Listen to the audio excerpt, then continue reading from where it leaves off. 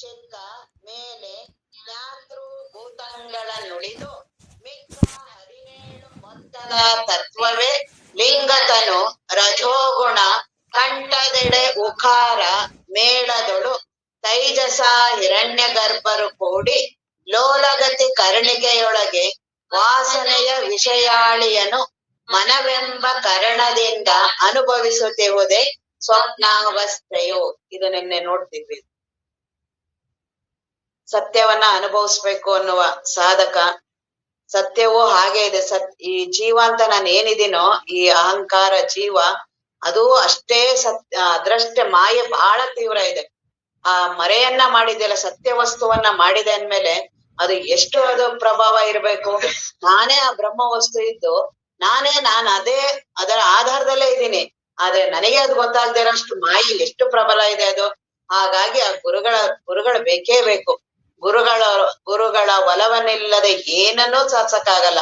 ಆ ಗುರುಗಳ ಹತ್ರ ಯಾವಾಗ್ಲೂ ನಾವು ಅವರ ಕೆರವಾಗಿ ಹಿತ್ತಾಗಿ ತೊತ್ತಾಗಿ ಹಿತ್ತಲಿನ ಗಿಡವಾಗಿ ಗುರುವಿನ ಹತ್ತಿರ ಪಾದದ ಕೆರವಾಗಿ ಯಾಕೆಂದ್ರೆ ಬಹಳ ತೀವ್ರವಾಗಿದೆ. ಬಹಳ ಈ ದೇಹಾದಿಗಳ ಭ್ರಮೆಗಳು ಬಹಳ ತೀವ್ರ ಇದೆ. ಬರೀ ಇದು ಬಾಯಿ ಮಾತಿಗೆ ಇದಕ್ಕೆಲ್ಲ ಇದು ಹೋಗಂತದಲ್ಲ. ಅದ್ರಲ್ಲೂ ಒಳಗಡೆ ಭಾವ ಬಂಧನ ಇದೆಯಲ್ಲ, ಅದು ಬಹಳ ಇದೆ. ಚಿಜ್ಜಡ ಗ್ರಂಥಿ ಅದು ಹೋಗೋದು ಈ ಜ್ಞಾನ ಚಿಂತನದಿಂದ.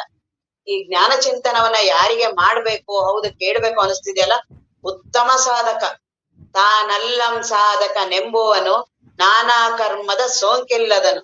ಯಾರಿವಾಗ ನಾನ್ ಸಾಧನೆ ಮಾಡ್ತೀನಿ ಪಡಿಬೇಕು ಅಂತೀನೋ, ನಾನಲ್ಲ ಅಂತ ಅರಿಬೇಕಾಗಿದೆ. ಇದು ಜಗತ್ತಿನಲ್ಲಿ ಎಲ್ಲರೂ ಜೀವನನ್ನ ಉಪದೇಶ ಮಾಡ್ತಾರೆ, ಜೀವನನ್ನ ಪೋಷಕ ಮಾಡುವ ಸಾಧನೆಗಳು. ಜೀವ ನೀನ್ ಇದೆಯಾ, ನೀನ್ ಒಳ್ಳೆಯವನಾಗ್ಬೇಕು, ಇಂಥದ್ ಮಾಡ್ಬೇಕು, ಈಗ್ ಮಾಡ್ಬಾರ್ದು, ಸತ್ಯವಂತ ಆಗ್ಬೇಕು, ಹೀಗ್ ಮಾಡ್ಬಾರ್ದು, ಇಂಥ ಬರೀ ಜೀವನನ್ನ ಉಪಚಾರ ಮಾಡುವ ಸಾಧನೆಗಳಿರುತ್ತೆ. ಜ್ಞಾನ ಸಾಧನ ಯಾರು ಕೇಳ್ತಾರೋ ಅವ್ರು ಉತ್ತಮೋತ್ತಮ ಸಾಧಕರು. ಯಾಕೆಂದ್ರೆ ಯಾವ್ದನ್ನ ನಾನ್ ಮಾಡ್ಬೇಕು ಅಂತಿದ್ದೀನೋ ನಾನಲ್ಲ ಅನ್ಬೇಕು. ಬಹಳ ಧೀರರು ಇರ್ಬೇಕಾಗತ್ತೆ. ಕಶ್ಚಿತ್ ಧೀರ. ಸಾಮಾನ್ಯರಿಗೆ ಇಲ್ಲಿ ಯಾವ ಕಥೆಗಳು ಇಲ್ಲ, ಜೀವನದ ಯಾವುದೂ ಕಥೆಗಳಿಲ್ಲ. ನಿನ್ ಹೆಂಡತಿ ಮಕ್ಳು ಹಿಂಗಾಗ್ತಾರೆ, ನಿನ್ ಮನೆ ಹಿಂಗಾಗತ್ತೆ, ನೀನ್ ಒಳ್ಳೆಯವನ್ ಆಗ್ತೀಯ, ಬಹಳ ನಿಷ್ಕಾಮ ಕರ್ಮ, ನೀನ್ ಸಮಾಜದಲ್ಲಿ ಒಳ್ಳೆ ಹೆಸರು ಪಡಿತೀಯ, ನೀತಿವಂತನಾಗು, ಸತ್ಯವಂತ, ಯಾವ ಸುದ್ದಿಗಳು ಇಲ್ಲ. ಯಾರ್ ನೀನು ಅಂತಿಲ್ಲ, ನೀನಲ್ಲ ಅನ್ಬೇಕಾಗಿದ್ಯಲ್ಲ. ಹಾಗಾಗಿ ಕಶ್ಚಿತ್ ಧೀರ ಇಂಥವ್ರಿಗೆ ಹೇಳಿರೋದು. ಕಶ್ಚಿತ್ ಧೀರ, ನಾನು ಜೀವನಾಗಿ ಮಾಡೋನು ಧೀರ ಅಲ್ಲ, ನಾನಲ್ಲ ಅಂತ. ಯಾರೀಗ ನಾನು ಕೇಳ್ತಾ ಇದ್ದೀನಿ, ಮಾಡ್ತಾ ಇದ್ದೀನಿ, ನಾನಲ್ಲ. ಯಾಕೆ? ಕೇಳುವ ಇಂದ್ರಿಯಗಳು ನಾನಲ್ಲ, ಕೇಳುವ ಜೀವನೇ ನಾನಲ್ಲ ಅನ್ನುವ ಅನುಭವ ಬರ್ಬೇಕಾಗಿದೆ. ಮತ್ ಅದನ್ನ ಅರಿಬೇಕು ಅನ್ನುವ ಇಚ್ಛೆ ಬಂದಿದೆಯಲ್ಲ, ಕೋಟಿ ಜನ್ಮದ ಸುಕೃತ ಒದಗ್ ಬಂತು. ಇನ್ನ ಗುರುವಿನ ಆಶ್ರಯದಲ್ಲಿ ಗುರುಗಳು ಏನ್ ಹೇಳ್ತಾರೋ ಅದನ್ನ ಅರ್ಪಣೆ ಮಾಡಿ ಅವರಿಗೆ ಬಿಡೋದು. ಅದನ್ನ ಅಂತರಂಗದಲ್ಲಿ ಅವರೇ ನಮ್ಮನ್ನ ಅದನ್ನ ದಾರಿ ಕರ್ಕೊಂಡು ಹೋಗ್ತಾರೆ. ಅದನ್ನೇ ಈಗ ಸಾಧನೆಗಳನ್ನ ಅವ್ರ ಅಂತರಂಗದ ಸಾಧನೆಗಳಿದು. ಇದ್ಯಾವುದು ಬಹಿರಂಗದ ಸಾಧನೆಗಳಲ್ಲ. ಜ್ಞಾನ ಪ್ರತಿಪಾದನಾ ಸ್ಥಳ ಏನಿದೆಯಲ್ಲ, ಹೊರಗಿನ ವಿಷಯಗಳೇ ಅಲ್ಲ. ದೇಹಾದಿಗಳನ್ನ ಬಳಸಿ ಮನಸ್ಸನ್ನ ಬಳಸಿ ಮಾಡುವ ಒಂದೂ ಸಾಧನಗಳಲ್ಲ. ಯಾವ್ದನ್ ನೀನ್ ಬಳಸ್ತೀನಿ ಅಂತೆಲ್ಲ ಅದ್ಯಾವುದೂ ನೀನಲ್ಲ. ಯಾವ್ದನ್ನ ಇಟ್ಕೊಂಡು ನೀನ್ ಮಾಡ್ಬೇಕು ಅಂತೆಲ್ಲ ಅದ್ಯಾವುದೂ ನೀನಲ್ಲ. ನನಗೆ ದೇಹದ ಅನುಭವ ಇದೆ, ಬುದ್ಧಿಯ ಅನುಭವ ಇದೆ, ಮನಸ್ಸಿನ ಅನುಭವ ಇದೆ. ಈಗ ಇದನ್ನ ಹಿಡಿದು ಇದನ್ನಲ್ಲ ನಾನು ಅಂತ ಆ ಕಡೆ ಹೋಗ್ಬೇಕಾಗಿದೆ. ಯಾವ್ದು ಜಡ ಇದೆಯೋ ಆ ಜಡದ ಸಹಾಯದಿಂದ ಆ ಸತ್ಯ ವಸ್ತುವಿನ ಅನುಭವನ ಪಡಿಬೇಕಾಗಿದೆ. ಹಾಗಾಗಿ ನಮಗ್ ಬಹಳ ಕಷ್ಟ ಆಗ್ತಿರೋದಲ್ಲಿ. ಯಾವುದು ಅಚೇತನ ಇದೆಯೋ, ಈ ದೇಹಗಳು ಇಂದ್ರಿಯಗಳು ಇವುಗಳಿಗೆಲ್ಲ ಅಚೇತನ. ಇವುಗಳಿಗೆ ಕೊಟ್ಟಿರುವಂತಹ ಚೈತನ್ಯ ವಸ್ತುವನ್ನ ಅನುಭವಿಸ್ಬೇಕಾಗಿದೆ. ಈ ಅಚೇತನವನ್ನ ಬಿಟ್ಟು ಇದರದ ಸಹಾಯನ ತಗೊಳ್ಳೋದು, ಇದನ್ನೇ ಪ್ರಾರಂಭ ಮಾಡೋದು, ಇದನ್ನೇ ಹಿಡ್ಕೊಳ್ಳೋ. ಈ ಬುದ್ಧಿ ಮನಸ್ಸನ್ನ ಹಿಡಿದು ಕೊನೆಗೆ ಇದನ್ನ ಇಲ್ಲಿ ಕೈ ಬಿಡೋದು, ಆ ಕಡೆ ಹೋಗೋದು. ಒಂದು ಕೋಲ್ ಇದೆಯಲ್ಲ, ಅದು ಕೋಲ್ ಮಾಡ್ತಾರಲ್ಲ, ಒಂದು ಕೋಲ್ನ ಊರಿ ಆ ಕಡೆಗೆ ಹಾರ್ಬೇಕಾಗಿರುತ್ತೆ. ಆ ಕೋಲ್ನ ಈ ಕಡೆ ಬಿಸಾಕಿ ಆ ಕಡೆಗೆ ಹೋಗಿ ಹಾರ್ತಾರಲ್ಲ, ಆ ರೀತಿ ಈ ನಾನು, ದೇಹ ನಾನು, ಮನಸ್ಸು ನಾನು, ಜೀವ ನಾನು ಅಂತ ಏನಿದ್ದೀನಲ್ಲ, ನಾನು ಈ ಕಡೆ ಉಳಿತೀನಿ, ಆ ಕಡೆ ಹೋಗುತ್ತೆ. ನಾನು ಆ ಸತ್ಯ ವಸ್ತುವನ್ನೇ ಅನುಭವಿಸ್ತೀನಿ. ಇಲ್ಲಿಂದ ಹೋದ್ಮೇಲೆ ಅದನ್ನ ಅನುಭವಿಸ್ತೀನಿ ಅಂತ ಅಲ್ಲ. ಇದೀನಿ ನಾನು. ಇವುಗಳ ಪ್ರಭಾವದಲ್ಲಿ, ಇವುಗಳ ಭ್ರಮೆಯಲ್ಲಿ ನಾನು ಆ ಸತ್ಯ ವಸ್ತು ಇದ್ದೀನಿ ಅನ್ನೋದು ಮರ್ತೋಗಿದೆ. ಹಾಗಾಗಿ ಈ ಜೀವ, ಈ ಬುದ್ಧಿ ಏನಿದೆಯಲ್ಲ, ಈ ಬುದ್ಧಿಯೇ ಈಗ ಆ ಆತ್ಮವಸ್ತುವನ್ನ ತೋರ್ಸೋದು. ಬುದ್ಧಿ ಬಹಳ ಪ್ರಕಾಶಮಾನ, ಆತ್ಮವಸ್ತುವಿನ ಸಮೀಪದಲ್ಲಿದೆ. ಅದು ಆತ್ಮವಸ್ತುವೇ ಅನ್ನೋಷ್ಟು ಪ್ರಕಾಶಮಾನವಾಗಿ ಬೆಳಗತ್ತೆ. ಅಂತರಂಗದಲ್ಲಿ ಈಗ ಏನ್ ಈ ಸಾಧನೆಗಳು ಹೇಳ್ತಿದೆಯಲ್ಲ, ಈ ಎಲ್ಲಾ ಸಾಧನೆಗಳನ್ನು ಅರಿತಾ ಇರೋದು ಆ ಬುದ್ಧಿ. ಬುದ್ಧಿ ಯಾರ್ದು ಪ್ರಬಲವಾಗಿರುತ್ತೋ, ಯಾರ್ದು ವಿವೇಕ ಪ್ರಬಲ ಇರುತ್ತೋ ಅವರಿಗೆ ಜ್ಞಾನ ಚಿಂತನೆ ಬೇಗ ಮೈಗೂಡುತ್ತೆ. ಯಾರಿಗೆ ವಿವೇಕ ಸ್ವಲ್ಪ ಕಡಿಮೆ, ಬುದ್ಧಿ ಕಡಿಮೆ ಇರುತ್ತೋ, ಭಾವ ಪ್ರಧಾನ ಇರ್ತಾರೋ ಅವ್ರು ಭಕ್ತಿ ಮಾರ್ಗವನ್ನ ಅನುಸರಿಸ್ತಾರೆ. ಯಾರಿಗೆ ದೇಹದ ಅವರು ಕರ್ಮ ಮಾರ್ಗವನ್ನ. ಹಾಗಾಗಿ ಬುದ್ಧಿ ಯಾರಿಗೆ ಬಹಳ ಚೆನ್ನಾಗಿ ಸ್ಪಷ್ಟವಾಗಿ ವಿವೇಕ ಇರುತ್ತೋ ಅವರು ಜ್ಞಾನ ಮಾರ್ಗವನ್ನ ಇಷ್ಟಪಡ್ತಾರೆ. ಹಾಗಾಗಿ ಇಲ್ಲಿ ಬರೀ ಬುದ್ಧಿಯನ್ನ ಪ್ರಖರಗೊಳಿಸೋದು, ಅದಕ್ಕೆ ಹಿಡಿದಿರುವ ಎಲ್ಲಾ ಮಲಿನತೆಗಳನ್ನ ತೆಗೆಯೋದು. ಬುದ್ಧಿ ಎಲ್ಲವನ್ನು ಸ್ಪಷ್ಟವಾಗಿ ತೋರಿಸ್ತಾ ಹೋಗುತ್ತೆ, ಎಲ್ಲವನ್ನು ನಿರ್ದಾಕ್ಷಿಣ್ಯವಾಗಿ ಕಳೀತಾ ಹೋಗುತ್ತೆ. ಯಾವ್ದೇ ನೀನ್ ಏನಂತೀಯಲ್ಲ, ಯಾವುದೂ ನೀನಲ್ಲ. ನೀನ್ ಮಾಡುವ ಸಾಧನೆಗಳಾಗ್ಲಿ, ನೀನ್ ಮಾಡಿರುವ ದೇವರುಗಳನ್ನಾಗ್ಲಿ, ನೀನ್ ಭಾವಿಸಿರೋದನ್ನ ಎಲ್ಲವನ್ನೂ ಅಲ್ಲುಗಳೆಯುತ್ತೆ. ಕೊನೆಗೆ ಅಂತಿಮದಲ್ಲಿ ಎಲ್ಲವನ್ನೂ ಬಿಡ್ಬೇಕು. ಕೊನೆಗೆ ಅದು ತಾನು ಮರೆಯಾಗುತ್ತೆ ಆ ಬುದ್ಧಿ. ಯಾವುದು ಅಲ್ಲಿವರೆಗೂ ಕರ್ಕೊಂಡು ಹೋಗುತ್ತೆ ಆತ್ಮವಸ್ತು ನೋಡಿ ಇದೆ ಇದೆ ಅಂತ ಸಾಕ್ಷಿ ತೂರಿಯವರೆಗೂ ಬರುತ್ತದು, ಸೂಕ್ಷ್ಮಾತಿ ಸೂಕ್ಷ್ಮವಾಗಿ. ಕೊನೆಗೆ ತಾನೇ ಇಲ್ದೇ ಇರೋವಾಗತ್ತೆ. ಆ ರೀತಿ ಅನುಭವ ಮಾಡಿಸೋದು ಗುರುಗಳು. ನಮಗಿಲ್ಲ ಅಂದ್ರೆ ನಮ್ಗೆ ಆಗೋದೇ ಇಲ್ಲ. ನಮ್ಗೆ ಯಾವ ಸಾಮರ್ಥ್ಯ ಇದೆ? ನನಗೆ ಬಹಳ ಸಂಕುಚಿತ ಇದ್ದೀನಿ ನಾನು. ಬಹಳ ನನ್ನ ಮನಸ್ಸು, ಇಂದ್ರಿಯಗಳು, ನನ್ನ ತಿಳುವಳಿಕೆಗಳು ಎಲ್ಲಾ ಬಹಳ ಸಂಕುಚಿತ. ಹಾಗಾಗಿ ನಾನು ಅವುಗಳನ್ನೆಲ್ಲ ಮೀರ್ ಹೋಗ್ಬೇಕಾಗಿದೆ. ಒಂದು ಮ್ಯಾಗ್ನೆಟ್ ಪವರ್ ಬೇಕಾಗಿದೆ. ನಾನು ಈ ಕಬ್ಬಣ ಇದ್ದಂಗೆ ಇದಕ್ಕೆ. ಹಾಗಾಗಿ ಆ ಮ್ಯಾಗ್ನೆಟ್ ಪವರ್ ಯಾರಾದ್ರೆ ಗುರುಗಳು. ಅವ್ರು ಬಹಳ ಸಾಮರ್ಥ್ಯ. ಮ್ಯಾಗ್ನೆಟಿಗೆ ಏನ್ ಕಷ್ಟನಾ? ಆ ಕಬ್ಬಣನೆಲ್ಲ ಹಾಗೆ ಆ ಗುರುಗಳು ಅವ್ರು ಈ ಅಂತರಂಗದಲ್ಲಿ ಈ ಸಾಧನೆಗಳನ್ನ ಮಾಡಿಸ್ತಾ ಹೋಗ್ತಾರೆ. ನನಗೆ ಮೊದಲು ಬಯಕೆ ಇರ್ಬೇಕು. ಆ ಬಯಕೆನ ಪ್ರತಿದಿನ ಈ ಸತ್ಸಂಗ ಕೇಳೋದ್ರಿಂದ ಬಯಕೆಗಳು ಉಳಿಯುತ್ತೆ. ಸತ್ಸಂಗವನ್ನ ಕೇಳೋದ್ರಿಂದ ಗುರುಭಕ್ತಿ, ಜ್ಞಾನ ಚಿಂತನ, ನಿಸ್ಸಂಗದ ಅನುಭವ, ಮತ್ತೆ ಬದುಕಿನಲ್ಲೂ ಆರಾಮಿರ್ತೀವಿ. ವಿಪರೀತ ತಲೆ ಕೆಡಿಸ್ಕೊಳಲ್ಲ. ನಾನಾಗೆ ನಾನೇ ಪ್ರಯತ್ನ ಮಾಡಿ ಸಂಸಾರದನ್ನೇನಾದ್ರು ಸರಿ ಮಾಡ್ತೀನಿ ಅಂದ್ರೆ ಬಹಳ ಕಷ್ಟ. ಹಾಗಾಗಿ ಸತ್ಸಂಗ ಇದ್ರೆ ಒಂದು ಆ ತಣ್ಣಗೆ ಒಂದು ವಾತಾವರಣ, ಅಲ್ಲಿ ಎಷ್ಟಾರು ತಾಪ ಇರ್ಲಿ ಅದರದ್ದು ಪರಿಣಾಮ ಕಡಿಮೆ ಮಾಡುತ್ತೆ. ದೇಹದ, ಇಂದ್ರಿಯದ, ಮನಸ್ಸಿನ ನಾನಾಗೆ ನಾನೇ ಏನಾದ್ರೂ ಅದನ್ನ ತಾಪ ಕಡಿಮೆ ಮಾಡ್ಕೊಳಕ್ ಹೋಗ್ತೀನಿ ಅಂದ್ರೆ ಇನ್ನೂ ಜಾಸ್ತಿ ಆಗತ್ತೆ. ಯಾವ್ದು ಅದನ್ನ ಮಾಡ್ಬೇಡ ಅಂತ ಹೇಳ್ತೀವೋ ಮನಸ್ಸಿಗೆ ಜಾಸ್ತಿ ಮಾಡುತ್ತೆ. ಯಾವ್ದು ಮಾಡು ಅಂತೀವೋ ಅದನ್ನ ಮಾಡಲ್ಲ. ಅದ್ರ ಸ್ವಭಾವನೇ ಆಗಿದೆ. ಯಾವ್ದು ಇದು ಕೆಟ್ಟ ಯೋಚನೆ ಇವತ್ ಮಾಡ್ಬೇಡ ಅನ್ನೋ ಅದನ್ನೇ ತುಂಬಾ ತುಂಬಾ ನೆನಪು ಮಾಡ್ತಿರತ್ತೆ. ಇವತ್ತು ಕಾಮಕ್ರೋಧಾದಿಗಳಿಗೆ ಒಳಗಾಗ್ಬಾರ್ದು, ಇವತ್ ನಾನ್ ಕೋಪ ಮಾಡ್ಕೋಬಾರ್ದು ಅಂತಿದ್ದಾಗೆ ಪ್ರಾರಂಭ ಆಗುತ್ತೆ. ಬೇರೆ ದಿನಕ್ಕಿಂತ ಇನ್ನೂ ಜಾಸ್ತಿ ಆಗತ್ತೆ. ಅವಾಗ ನಾನು ಎಷ್ಟೆಷ್ಟು ಅವುಗಳನ್ನ ಕಡಿಮೆ ಮಾಡ್ಕೋಬೇಕು ಅಂತೀನೋ, ಮೋಹ ಮಮಕಾರಗಳಾಗ್ಲಿ, ದುಡ್ಡೊಂದಾಗ್ಲಿ, ಹೆಂಡತಿ ಮಕ್ಕಳದು, ನಾನಾಗಿ ನಾನು ಎಷ್ಟು ಪ್ರಯತ್ನ ಮಾಡಕ್ ಹೋಗ್ತೀನೋ ಅವುಗಳು ಜಾಸ್ತಿ ಆಗ್ತಿರತ್ತೆ. ಹಾಗಾಗಿ ಸತ್ಸಂಗದಲ್ಲಿ ಇದ್ರೆ, ಗುರುವಿನ ಆಶ್ರಯದಲ್ಲಿ ಇದ್ರೆ, ಈ ರೀತಿಯಲ್ಲಿ ಇದ್ರೆ ಅವುಗಳ ಪರಿಣಾಮ ಕಡಿಮೆ ಆಗುತ್ತೆ. ಹೋಗೋದೇ ಇಲ್ಲ, ಪೂರ್ತಿ ಹೊರಟೋಗ್ಬಿಡಲ್ಲ. ಅದು ಹೋಗೋದು ಆತ್ಮಜ್ಞಾನ ಒಂದ್ರಲ್ಲೇನೆ. ಆದ್ರೆ ಅದರ ಪರಿಣಾಮ ವಿಪರೀತ. ಬಿಸಿಲಿರ್ಲಿ, ನನಗೊಂದು ಕೊಡೆ ಇದ್ರೆ ಸಾಕಲ್ಲ. ಹಾಗೆ ಈ ಸತ್ಸಂಗ ಇದ್ರೆ ಮನಸ್ಸಿನ ಏನು ಮನೆಯಲ್ಲಿ ಬಹಳ ತಾಪತ್ರೆ, ಸಂಸಾರಿಕರಂದ್ರೆ ಎಲ್ಲರಿಗೂ ಎಲ್ಲರಿಗೂ ಇರೋದೆ. ನಾವ್ ಅವ್ರನ್ನ ನೋಡ, ಅವ್ರು ನಮ್ಮನ್ನ ಆರಾಮ್ ಅಂತಿರ್ತಾರೆ, ನಮ್ಮನ್ನ ನೋಡಿದ್ರು ಅವ್ರ ಆರಾಮು. ಎಲ್ಲ ಯಾರ್ಯಾರು ದೇಹ ಅಹಂಕಾರ ಜೀವ ಅಂತಿರ್ತಾನೋ ಅವನು ಎಲ್ಲರೂ ದುಃಖಿನೇ. ಅವನು ದೇಹ ನಾನು ಅನ್ನೋನೇ ದುಃಖಿ. ದೇಹ ಅನ್ನೋದೇ ಒಂದು ದೊಡ್ಡ ರೋಗ. ದೇಹದ ಮೇಲೆ ಯಾರು ಇರ್ತಾನೋ ಅವನೆಲ್ಲವೂ ದುಃಖಿನೇ ಅವನು. ಆತರ ದೇಹದ ಮೇಲೆ ಯಾರು ಇಲ್ವೋ ಅವರು ಮಹಾತ್ಮರು, ಜ್ಞಾನಿಗಳು. ಆ ಆತ್ಮವಸ್ತುವನ್ನ ಅನುಭವಿಸಿರೋರು ಮಾತ್ರ ತಣ್ಣಗಾಗೋದು, ಇನ್ಯಾರು ಆಗೋದಿಲ್ಲ. ಎಂತ ತಪಸ್ವಿ ಇರ್ಲಿ, ಏನೇ ಸಾಧನೆ ಮಾಡಿರ್ಲಿ, ಎಷ್ಟೇ ಏನೇ ಆಗಿರ್ಲಿ, ದೇಹ ಭಾವ ಹೋಗದೆ ಯಾವ ದುಃಖಗಳು ಹೋಗಲ್ಲ. ಎಲ್ಲವೂ ದೇಹ ಭಾವದ ಮೇಲೆ ನಿಂತಿದೆ. ಹಾಗಾಗಿ ಈಗ ಅಂತರಂಗದ ಸಾಧನೆ ಪ್ರಾರಂಭ. ಆ ಅಂತರಂಗದ ಸಾಧನೆ ಬರೀ ಬುದ್ಧಿಯಲ್ಲೇ ಓಡಾಡ್ತಾ, ಆ ಶಬ್ದಗಳಲ್ಲೇ ಓಡಾಡ್ತಿದ್ರೆ ನನ್ನ ಯಾವ ಭವಬಂಧನಗಳು ಹೋಗೋದಿಲ್ಲ. ಹಾಗಾಗಿ ಆ ಗುರುವಿನಲ್ಲಿ ಪ್ರತಿನಿತ್ಯ ಪ್ರಾರ್ಥನೆಯನ್ನ ಮಾಡಿ, ಅರ್ಥಶಾಸ್ತ್ರ ಅರ್ಥ ಆಗ್ಲಿಲ್ಲ ಅಂದ್ರೂ ಪರವಾಗಿಲ್ಲ, ಏನು ಜ್ಞಾನ ಅರ್ಥ ಆಗ್ಲಿಲ್ಲ ಅಂದ್ರೂ ಪರವಾಗಿಲ್ಲ, ಏನೂ ಬೇಕಾಗಿಲ್ಲ, ಗುರುವಿನಲ್ಲಿ ಭಕ್ತಿ ಮಾಡಿ, ಗುರುವಿನಲ್ಲಿ ಶರಣಾಗು. ಗುರುಗಳೆಲ್ಲವನ್ನೂ ಮಾಡ್ತಾರೆ. ಸಂಸಾರವನ್ನು ಸರಿ ಮಾಡ್ತಾರೆ, ಆತ್ಮ ಜ್ಞಾನವನ್ನೂ ಮಾಡ್ತಾರೆ. ಹಾಗಾಗಿ ಆ ಗುರುಗಳ ಹತ್ರ ಬಂದಾಗ ಗುರುಗಳು ಈ ಉಪದೇಶಗಳನ್ನ ಹೇಳ್ತಿದ್ದಾರೆ. ಈಗ ಏನೇನ್ ಭಾವಿಸಿದ್ಯಲ್ಲ, ಇದ್ಯಾವುದೂ ನೀನಲ್ಲ.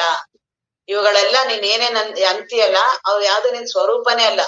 ಹಾಗಾಗಿ ನನಗೆ ಈಗ ದೇಹ ಭಾವ, ಜೀವ ಭಾವ ಎಲ್ಲ ಬಹಳ ಗಟ್ಟಿ ಇದೆ. ಗುರುಗಳು ಇದು ಆತ್ಮ ಇವೆಲ್ಲವೂ ನಾನು ಯಾವ್ದೋ ಒಂದು ಕತೆ ಕೇಳ್ದಂಗೆ ನಮ್ಗೆ. ಇವುಗಳನ್ನೆಲ್ಲ ಏನೇನ್ ಹೇಳ್ತಿರ್ತೀನಿ, ಏನೇನ್ ಮಾತಾಡ್ತಿರ್ತೀನಿ ಎಲ್ಲ ಜೀವನಾಗೆ ಮಾಡ್ತಿರ್ತೀನಿ. ಏನಾದ್ರೂ ಒಂದು ಹೇಳಿದ್ರೆ ಸಾಕು ಆ ಮನಸ್ಸು ತಾನು ನಾಮರೂಪಗಳನ್ನ ಕಲ್ಪಿಸೇ ಬಿಡುತ್ತೆ. ಆತ್ಮ ಅಂದ ತಕ್ಷಣ ಒಂದು ಕಲ್ಪಿಸ್ತೇವೆ, ಓ ನನಗಿಂತ ಒಂದ್ ಯಾವ್ದೋ ಬೇರೆ ಅಲ್ಲೆಲ್ಲೋ ಇದೆ. ಈಗ ಅದ್ರದ್ದು ಸ್ವಭಾವನೆ ಆಗಿದೆ.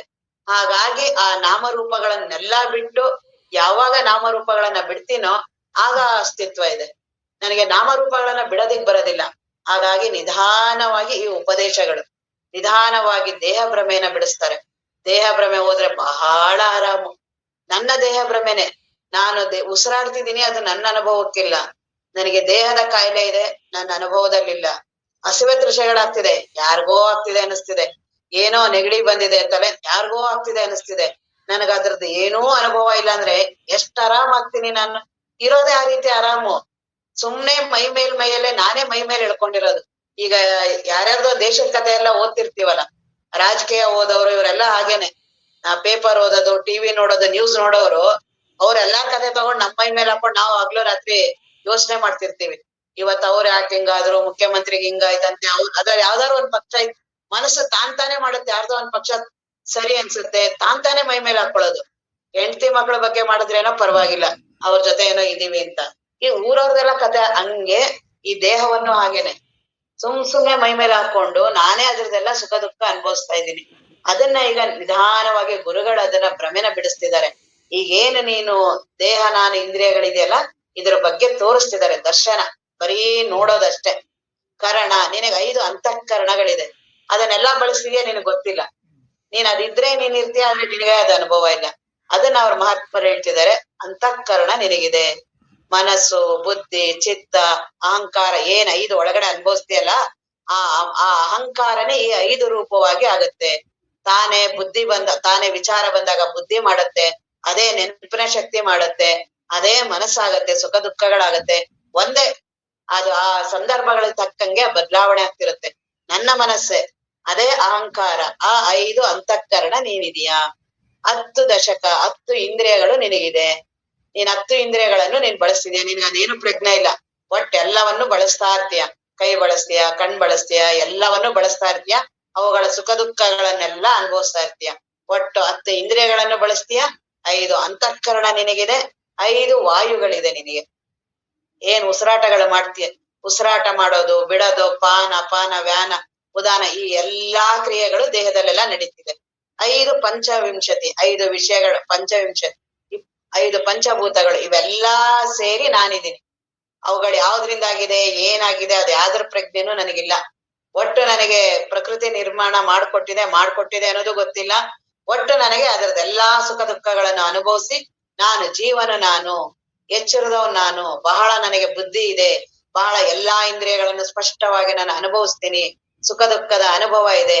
ಈ ರೀತಿ ಯಾರು ನನ್ನ ಅನುಭವ ಇದೆಯಲ್ಲ, ಇವನಿಗೆ ಎಚ್ಚರದ ತೋರತನ ಸಾತ್ವಿಕ ಗುಣ. ಇವನು ಎಚ್ಚರದವನು, ಇವನಿಗೆ ಸಾತ್ವಿಕ ಗುಣ ಇರುತ್ತೆ. ಯಾಕಂದ್ರೆ ಸ್ಪಷ್ಟವಾಗಿದೆ ಇವನಿಗೆಲ್ಲ. ಈಗ ಜಗತ್ತಿನ ಜ್ಞಾನ ಆಗ್ಲಿ, ದೇಹದ ಬಗ್ಗೆ ಆಗ್ಲಿ, ಇಂದ್ರಿಯಗಳಾಗ್ಲಿ, ಎಲ್ಲವೂ ಸ್ಪಷ್ಟ ಇದೆ. ಬುದ್ಧಿ ಎಲ್ಲವೂ ಸ್ಪಷ್ಟ ಇರೋದ್ರಿಂದ ಇದು ಸಾತ್ವಿಕ ಗುಣ. ಈ ಜ್ಞಾನದ ಜೊತೆನೆ ಒಂದು ಉಪಾಸನೆಯನ್ನು ಹೇಳ್ತಿದ್ದಾರೆ.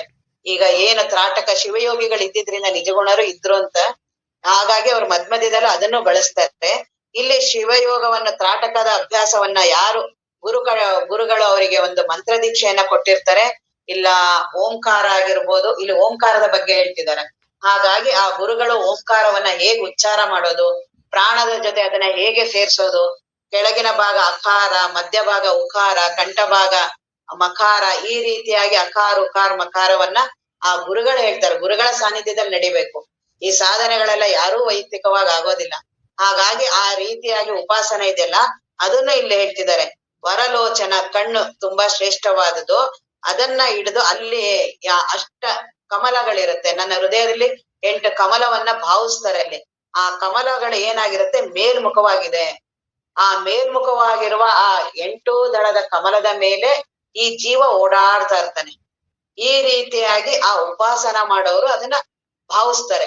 8 ರೀತಿಯಾದ ದಳದ ಮೇಲೆ ಜೀವ ಹಿಂಗೆ ಓಡಾಡ್ತಿರ್ತಾನೆ. ಇವನಿಗೆ ವಿಶ್ವಜೀವ, ಇವನಿಗೆ ಅದನ್ನೇ ಸಮಷ್ಟಿ ಜಗತ್ತಿನನ್ನೆಲ್ಲ ಇದಿದೆಯಲ್ಲ, ಅದನ್ನ ಮಾಡೋರಿಗೆ ವೈಶ್ವಾನರ ಹೆಸರುಗಳು ಕೊಡ್ತಾ ಹೋಗ್ತಾರೆ ಅಷ್ಟೇನೆ.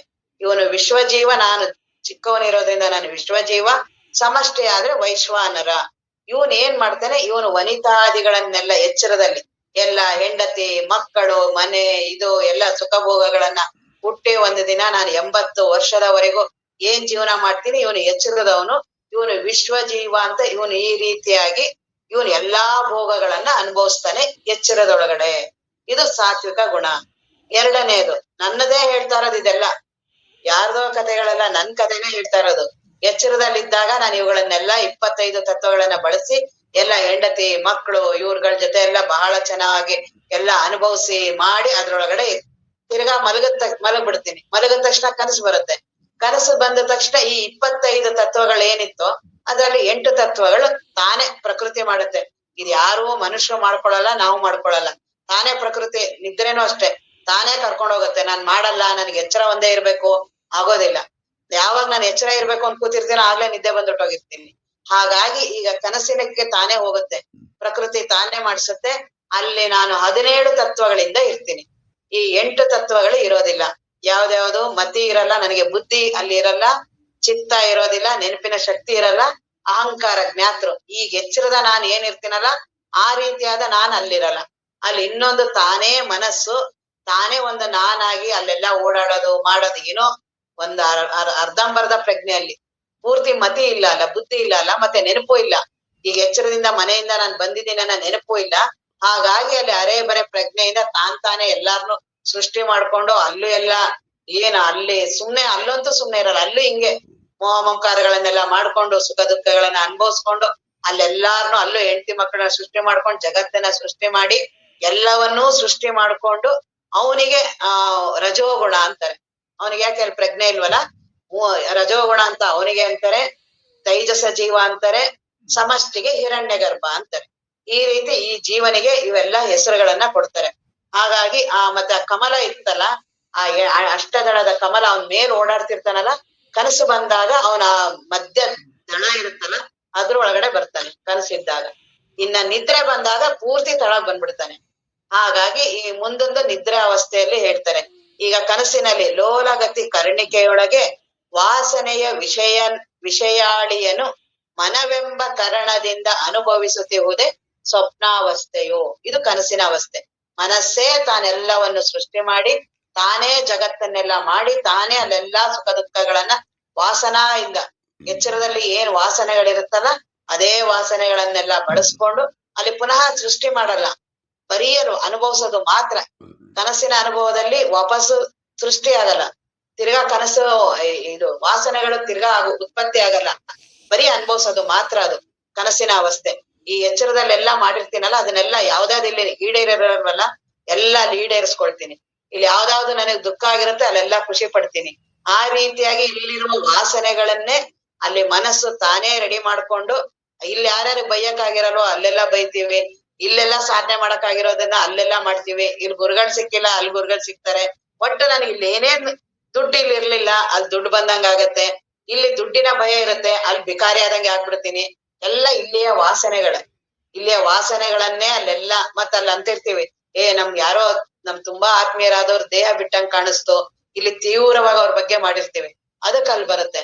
ಹಾಗಾಗಿ ಈ ವಾಸನೆಗಳೇ ಅಲ್ಲಿ ತಾನೇ ಮನಸ್ಸು ಅದೆಲ್ಲವನ್ನ ಮಾಡಿ ಬಹಳ ಸುಖ ದುಃಖಿಯಾಗಿ ನಾನು ಅಲ್ಲಿ ಜೀವನಾಗಿ ಅಲ್ಲಿ ತೈಜಸ ಜೀವ ಅಂತ ಹೆಸರು ಕೊಡ್ತಾರೆ.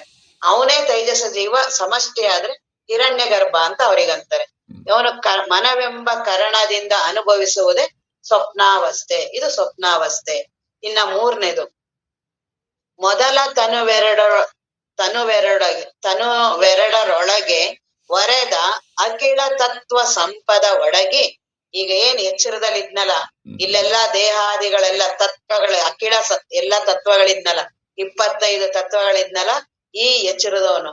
ಮತ್ತೆ ಇನ್ನು ಕನಸಿನಲ್ಲೂ ಇದ್ನಲ್ಲ, ಅಲ್ಲೂ ಇವೆಲ್ಲಾ ತತ್ವಗಳು ಇವ್ರು ಏನಾಗ್ತಾರೆ, ತತ್ವ ಸಂಪದ ಅಡಗಿ, ಅದು ಅಡಗೋಗುತ್ತೆ. ಅಡಗಿ ಸಂಸ್ಕಾರದುಳಿಮೆಯಾಗಿಹ ಪ್ರಕೃತಿ ಅದು ಮೂಲ ಕಾರಣದಲ್ಲಿ ಹೋಗಿ ಅಡಗ್ಬಿಡತ್ತೆ. ಅದೇ ನಿದ್ರಾವಸ್ಥೆ, ಅದೇ ಬೀಜ. ಆ ಬೀಜದಿಂದನೇ ಇವೆಲ್ಲವೂ ಹೊರಗಡೆ ಬರೋದು. ಮೂಲ ಕಾರಣ ಬೀಜ ಏನಿದೆಯಲ್ಲ, ಪ್ರಕೃತಿ ಇದೆಯಲ್ಲ, ಆ ಪ್ರಕೃತಿಯಿಂದನೇ ಎಚ್ಚರ ಆಗೋದು, ಕನಸಿಗೆ ಹೋಗೋದು, ಪುನಃ ತನ್ನ ಮೂಲ ಸ್ಥಿತಿಗೆ ಹೊಟ್ಟೋಗುತ್ತೆ. ಅಲ್ಲೇನೋ ಪ್ರಜ್ಞೆ ಇಲ್ಲ, ಏನ್ ಇದೀನಿ ಅಂತ ಪ್ರಜ್ಞೆ ಇಲ್ಲ, ಇಲ್ಲ ಅಂತ ಪ್ರಜ್ಞೆ ಇಲ್ಲ, ಏನ್ ಮಾಡ್ತಿದೀನಿ ಪ್ರಜ್ಞೆ ಇಲ್ಲ, ದೇಹಾದಿಗಳ ಪ್ರಜ್ಞೆ ಇಲ್ಲ, ಮನಸ್ಸಿನದಿಲ್ಲ, ಏನು ಇಲ್ಲ, ಸುಮ್ನೆ ಅಜ್ಞಾನದಲ್ಲಿ ಮುಳುಗೋಗುತ್ತೆ ಪ್ರಕೃತಿ. ಅದನ್ನ ಇಲ್ಲಿ ಹೇಳ್ತಿದ್ದಾರೆ. ಮೊದಲ ತನುವೆರಡರೊಳಗೆ ಒರೆದ ಅಖಿಳ ಅಂದ್ರೆ ಪೂರ್ತಿಗೆ ಅಖಿಳ ತತ್ವ ಸಂಪದ ಒಡಗಿ. ಏನು ಗುರ್ತೇ ಇರೋದಿಲ್ಲ, ಎಚ್ಚರದ ಒಂದು ಸ್ವಲ್ಪನೂ ಗುರ್ತಿರಲ್ಲ ನನಗೆ. ನಿದ್ರೆಯಲ್ಲಿ ನನಗೆ ಏನಾದ್ರೂ ಅನುಭವ ಇದೆಯಾ?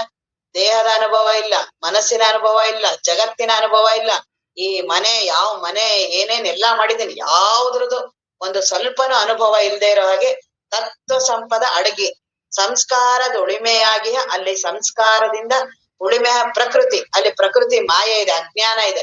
ಅಲ್ಲೊಂದ್ ಸ್ವಲ್ಪ ನನಗೆ ಪ್ರಜ್ಞೆ ಇದ್ದಿದ್ರೆ ಆತ್ಮಜ್ಞಾನ ಆಗ್ಬಿಟ್ಟಿರುತ್ತೆ. ನಾನೇ ಬ್ರಹ್ಮ ವಸ್ತು ಅಂತ. ಯಾಕೆಂದ್ರೆ ಅಲ್ಲಿ ದೇಹದ ಬಾನ ಇಲ್ಲ, ಜಗತ್ತಿನ ಬಾನ ಇಲ್ಲ, ಮನಸ್ಸಿನ ಬಾನ ಇಲ್ಲ, ಅಹಂಕಾರದ ಬಾನ ಇಲ್ಲ. ಆದ್ರೆ ನಾನಿದೀನಿ ಅನ್ನೋ ಪ್ರಜ್ಞೆನೂ ಇಲ್ಲ. ಹಾಗಾಗಿ ಅದು ಅಜ್ಞಾನ ಅವಸ್ಥೆ ಅಂತ ಹೇಳ್ತಾರೆ. ಪ್ರಕೃತಿ ಯಾವುದು? ಕಾರಣಾಂಗ ವದರಲ್ಲಿ ತಾಮಸ ಗುಣ. ಯಾಕೆಂದ್ರೆ ಪ್ರಜ್ಞೆ ಇಲ್ವಲ್ಲ, ಅಲ್ಲಿ ಏನೂ ಪ್ರಜ್ಞೆ ಇಲ್ವಲ್ಲ, ಹಾಗಾಗಿ ಅದು ತಾಮಸ ಗುಣ. ತಾಮಸ ಗುಣವು ಮಕಾರ, ಮಕಾರ ಅನ್ನುವ ಅಕ್ಷರ ಕೊಡ್ತಾರೆ. ನೆಲೆ ಹೃದಯ ನಡುವೆ ಪದುಳದಿಂ ನಿಂದ ಗತಿಗಳ ನೊಂದಿ ಪ್ರಾಜ್ಞೇಶ. ಈ ವ್ಯಷ್ಟಿ ಜೀವನಿಗೆ ಪ್ರಾಜ್ಞ, ಸಮಷ್ಟಿ ಜೀವನಿಗೆ ಈಶ.